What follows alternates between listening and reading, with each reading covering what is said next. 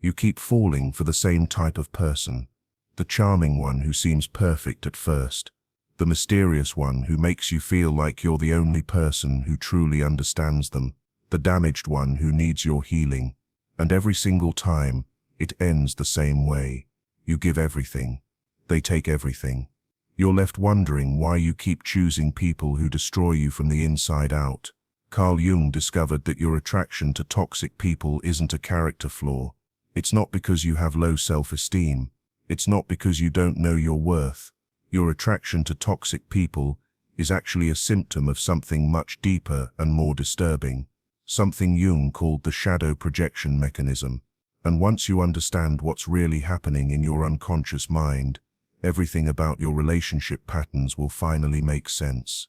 There's something inside you right now that recognizes this pattern, that feeling of being trapped in an endless cycle where the people who hurt you the most are the ones you can't seem to resist. Jung spent decades analyzing why good people, intelligent people, people who should know better, keep choosing partners who systematically destroy their peace, their confidence, and their sense of reality. What he discovered will shock you. Your attraction to toxic people isn't random bad luck. It's your unconscious mind trying to heal something that was broken long before you ever met them. But before we dive into Jung's revolutionary discovery about toxic attraction, I want to ask you something personal. How old are you, and where are you watching us from? Do you also have times when you miss your toxic ex more than anyone else? After subscribing to the channel and liking this video, write your experiences in the comments with your name. Let's examine your story together. You can also send this video to your loved ones so they can learn these teachings. Now let me show you what Jung discovered that will completely change how you see your relationship patterns. Jung identified what he called the repetition compulsion in toxic relationships. This isn't just the tendency to repeat patterns, it's your unconscious mind's attempt to recreate childhood trauma scenarios with the secret hope that this time you'll be able to fix them. Your unconscious doesn't distinguish between past and present. When you meet someone who triggers the same emotional responses you felt as a child, your unconscious believes it has found an opportunity to heal old wounds. The problem is you can't heal childhood trauma by choosing people who replicate it. But your unconscious doesn't know this. It just knows that this person feels familiar in a way that activates all your deepest psychological programming. Here's what makes this so insidious. Toxic people don't present themselves as toxic. They present themselves as the solution to problems you didn't even know you had. They seem to understand you in ways no one else ever has. They make you feel seen, special, chosen. This isn't accidental. Jung discovered that toxic individuals have developed what he called pathological empathy.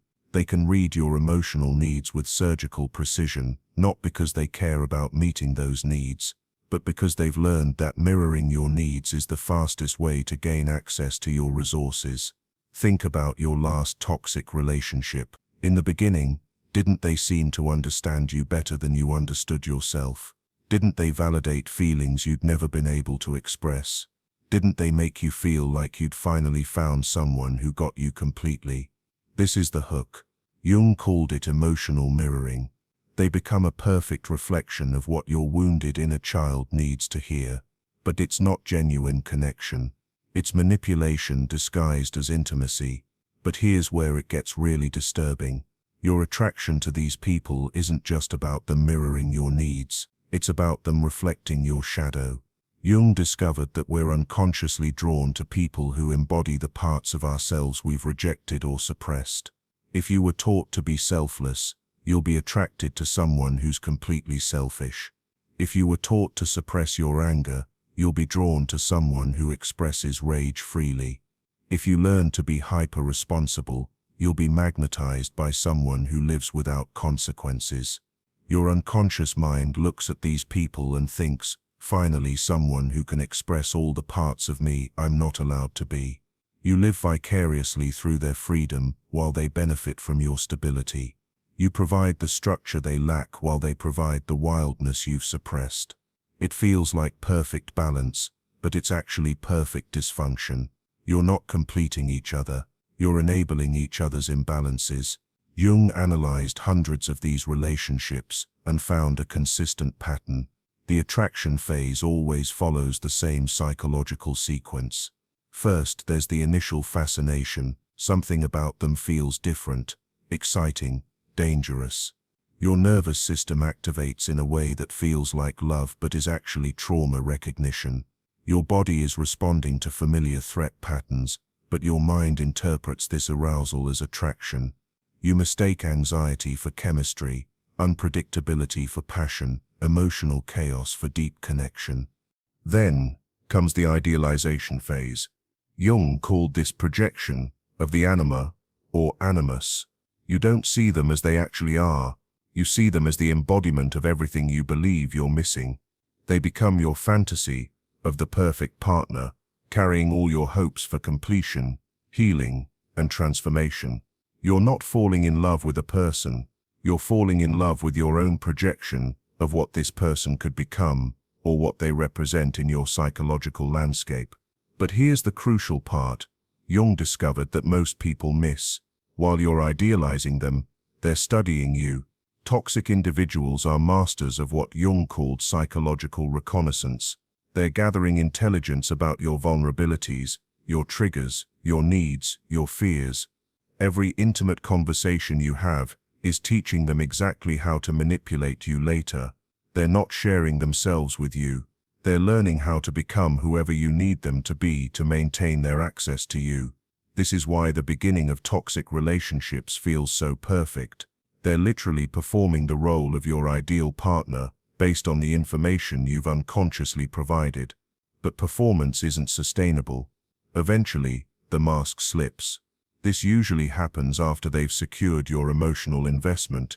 Once you're attached, once you've started organizing your life around them, once you've defended them to friends and family who tried to warn you, that's when their true nature emerges. Jung called this the devaluation phase. Suddenly, everything they claim to love about you becomes a source of irritation. Your sensitivity becomes being too emotional. Your need for communication becomes being needy. Your standards become being controlling. The very qualities they used to hook you are now weaponized against you. This isn't accidental.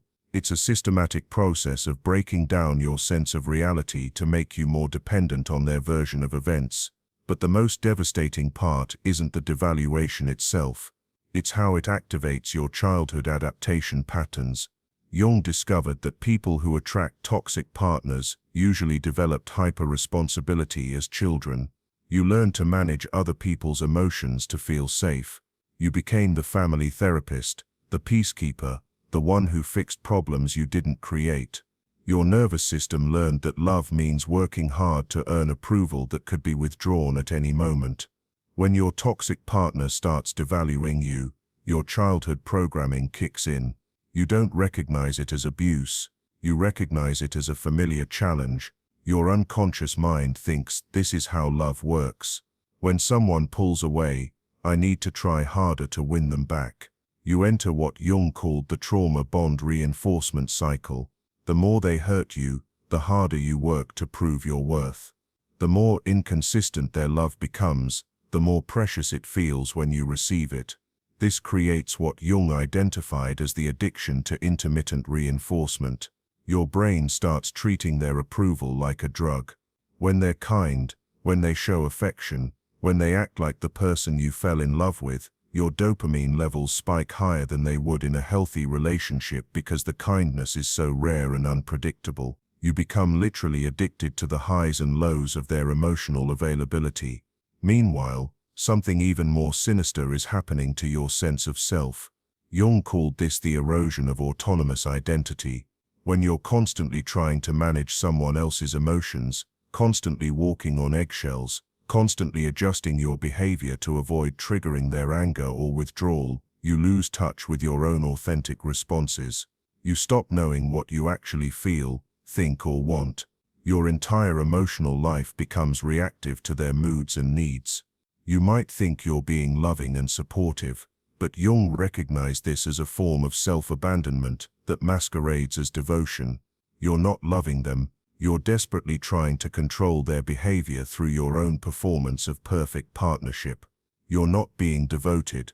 You're being codependent. You're not healing them. You're enabling their dysfunction while destroying your own psychological autonomy. But here's what Jung discovered that changes everything. Your attraction to toxic people isn't a life sentence. It's information. It's your unconscious mind's way of showing you exactly what needs to be healed. Every toxic person you've been drawn to represents a different aspect of your shadow that needs integration. Every pattern you repeat is pointing you toward a wound that needs attention. Your relationship disasters aren't evidence that you're broken. They're evidence that your unconscious is trying to guide you toward wholeness. Jung spent years working with patients trapped in these cycles, and he identified the exact moment when the pattern breaks. He called it the conscious recognition of unconscious projection. This is when you stop seeing toxic people as mysterious and start seeing them as predictable. When you stop believing their performance and start recognizing their patterns. When you stop making excuses for their behavior and start trusting your own perceptions. This shift usually happens during what Jung called the ultimate betrayal experience. This is when someone you've defended, protected, and invested in completely violates your trust in a way that's impossible to rationalize or excuse. It might be discovering infidelity, financial betrayal, lies about their past, or seeing them treat someone vulnerable with cruelty you can't ignore. The specific betrayal isn't what matters. What matters is that it's so clear, so undeniable, that your trauma-bonded mind can't twist it into something forgivable. Most people expect you to collapse when this happens. Your toxic ex certainly expects emotional chaos. They're prepared to gaslight you, to make you doubt what you discovered, to paint you as unstable for reacting to their behavior. They expect the familiar pattern of you absorbing pain and eventually finding a way to blame yourself for their actions. But something different happens instead. Something that terrifies them and transforms you. You become unnaturally calm. The emotional fog that made you doubt your perceptions for months or years suddenly lifts. You stop making excuses for behavior that never deserved excusing. You stop believing their explanations that never actually explained anything.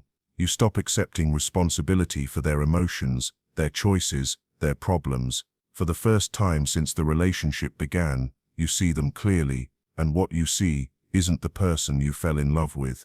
It's the person they always were underneath the performance. Jung described this moment as the integration of the abandoned self. All the parts of you that you silenced to maintain the relationship suddenly come roaring back online.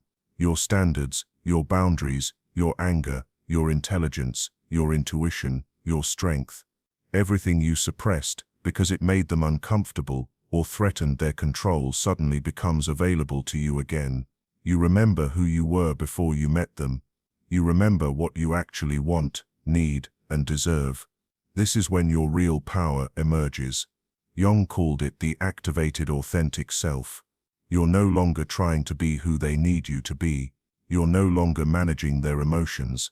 You're no longer making yourself smaller to make them comfortable. You're simply being yourself. And being yourself becomes your protection against their manipulation.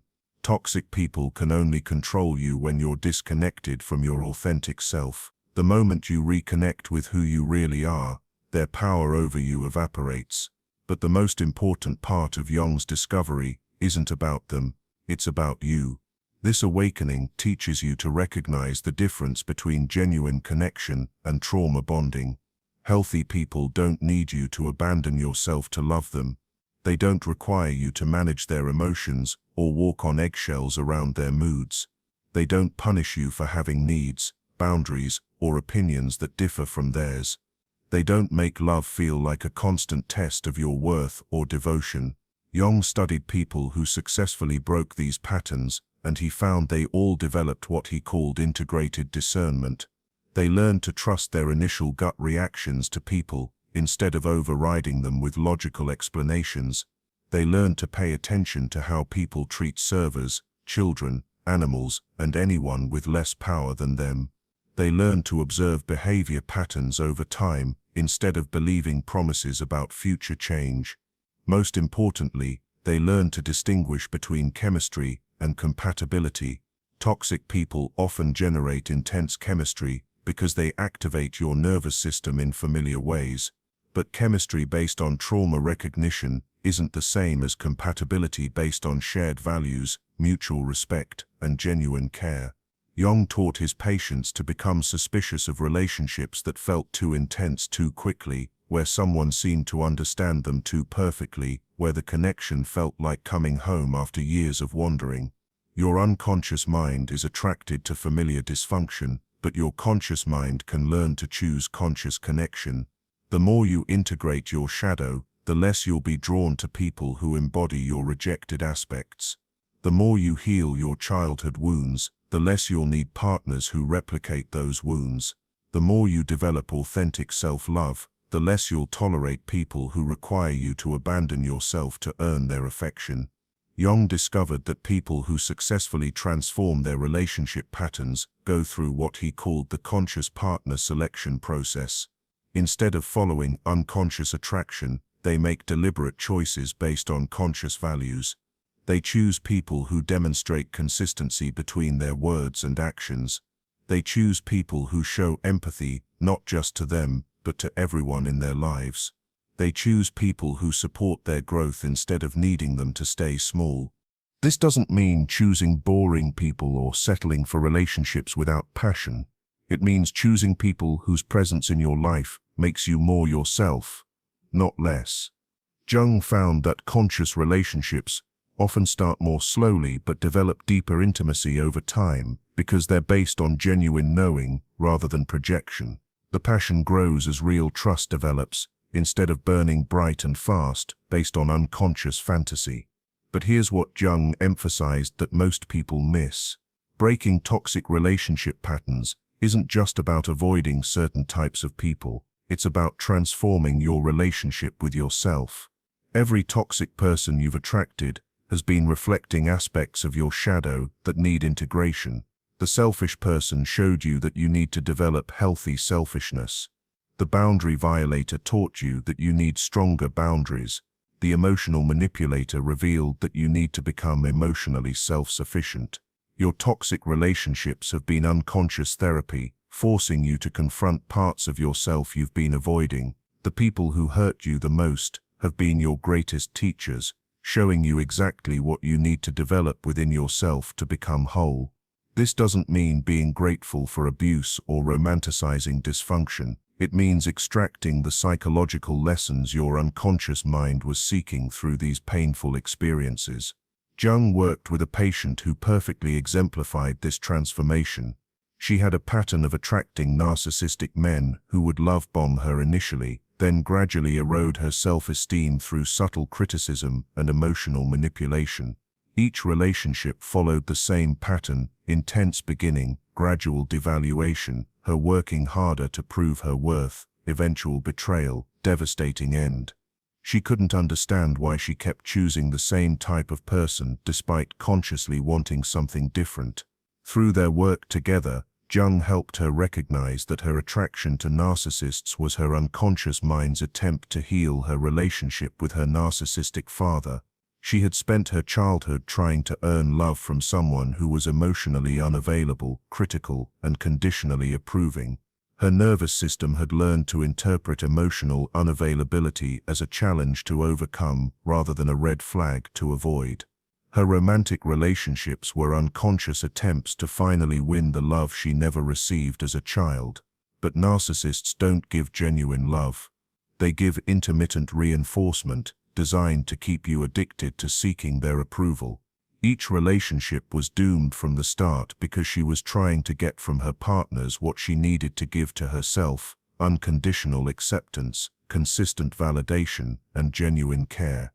Jung helped her understand that her father's emotional unavailability wasn't about her worth. It was about his limitations. His criticism wasn't accurate assessment of her value. It was projection of his own shame and insecurity. His conditional love wasn't love at all. It was manipulation designed to keep her focused on earning what should have been freely given.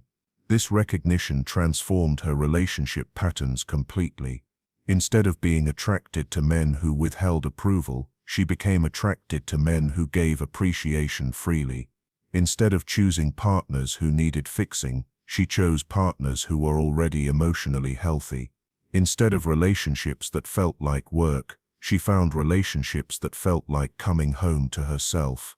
The key to her transformation wasn't learning to spot red flags in others, though that was part of it. The key was learning to give herself the love she had been seeking from unavailable partners.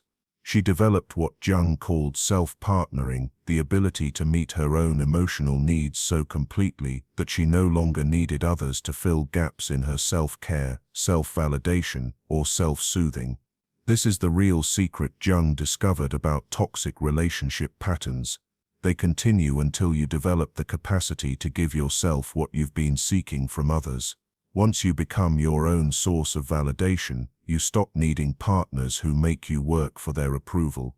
Once you develop authentic self-love, you stop tolerating people who require you to diminish yourself to maintain their comfort. Once you heal your own wounds, you stop being drawn to people whose wounds complement yours. Your attraction to toxic people has been a painful but necessary part of your psychological development. Your unconscious mind has been trying to teach you about boundaries, self-worth, authentic love, and personal power through these difficult experiences. Every toxic relationship has been a masterclass in what you don't want, gradually clarifying what you do want and deserve. But here's what Jung emphasized about this transformation process. It's not enough to simply avoid toxic people. You have to actively develop the qualities you want to attract. If you want genuine love, you have to learn to love yourself genuinely. If you want respect, you have to learn to respect yourself consistently. If you want emotional availability, you have to become emotionally available to yourself first. Jung called this the law of psychological attraction. You don't attract who you want. You attract who you are.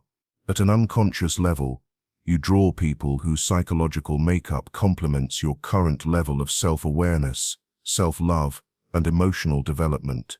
This is why personal growth work is the most effective way to transform your relationship patterns. As you heal and grow, your attraction patterns naturally shift toward healthier people. The most beautiful part of Jung's discovery about toxic relationships is that they serve a purpose. They're not evidence that you're broken or unlucky in love. They're evidence that your unconscious mind is intelligent and purposeful, using every experience to guide you toward greater wholeness and authentic self-expression. Your painful relationships have been preparing you for the love you actually deserve by teaching you to recognize the difference between genuine care and skilled manipulation. Every toxic person you've loved has taught you something essential about love. They've shown you what love isn't. They've revealed wounds that needed healing. They've forced you to develop strength you didn't know you had. They've clarified your values by violating them. They've taught you to trust your intuition by showing you the cost of ignoring it. Your pattern of attracting toxic people is breaking because you're integrating these lessons consciously. You're developing what Jung called discriminating wisdom, the ability to distinguish between healthy and unhealthy relationship dynamics quickly and accurately. You're learning to value peace over passion, consistency over chemistry, respect over romance. This doesn't mean settling for relationships without depth or excitement. It means finding excitement in healthy expressions of love, partners who challenge you to grow without tearing you down, passion that enhances your sense of self rather than requiring you to lose yourself, love that feels like freedom rather than imprisonment. Jung spent his career studying human relationships and consciousness development. His conclusion about toxic relationship patterns was profoundly hopeful. These patterns exist to serve your growth, not to punish you. They continue until their lessons are learned, then they naturally dissolve. Your unconscious mind is always working toward your highest good, even when its methods feel destructive.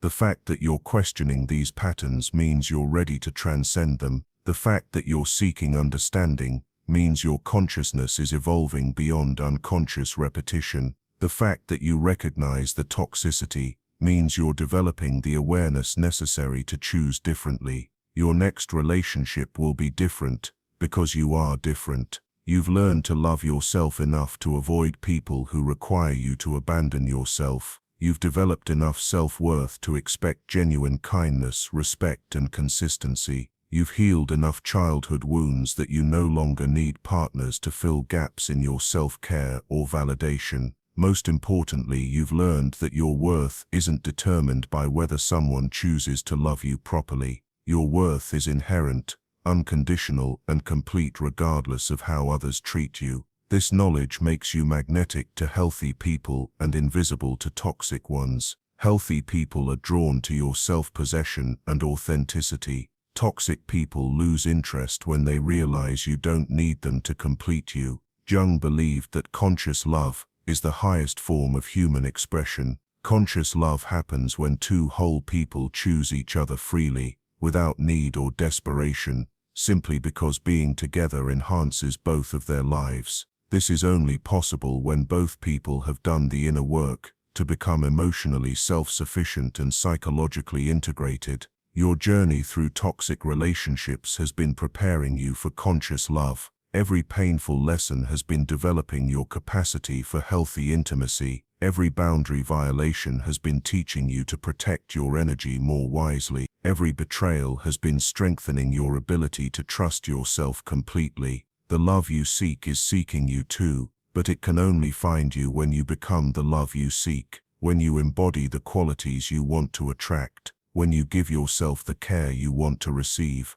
when you become so whole within yourself that relationship becomes choice rather than need. Your pattern of attracting toxic people is ending because you're becoming the person who naturally attracts healthy love. This transformation isn't just about finding better relationships. It's about becoming the fullest expression of who you're meant to be. It's about healing not just your romantic patterns but your entire relationship with love, worth, and human connection. Jung discovered that our deepest wounds become our greatest gifts when we integrate them consciously. Your sensitivity to emotional manipulation makes you an expert at recognizing genuine care. Your experience with boundary violations makes you a master at creating healthy limits. Your journey through toxic relationships makes you a beacon for others who are ready to break these patterns themselves. You're not just healing your own relationship patterns. You're contributing to the collective healing of human consciousness around love, worth, and intimate connection.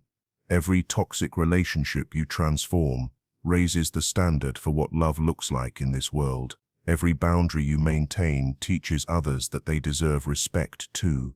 Every time you choose yourself, you give others permission to do the same. Your attraction to toxic people was never your weakness. It was your unconscious mind's intelligent attempt to heal wounds, integrate shadow aspects, and develop the capacity for genuine love. Now that you understand the pattern, you can choose consciously. Now that you see the purpose, you can extract the gifts. Now that you know your worth, you can attract the love that matches it. Thanks for joining me in exploring Jung's revolutionary insights into toxic relationship patterns. If this resonated with your experience, share it with someone who needs to understand why they keep attracting the wrong people. Subscribe for more insights into Jung's discoveries about love, relationships, and psychological transformation. Your journey from toxic attraction to conscious love is just beginning, and I'm honored to be part of your awakening to the love you truly deserve.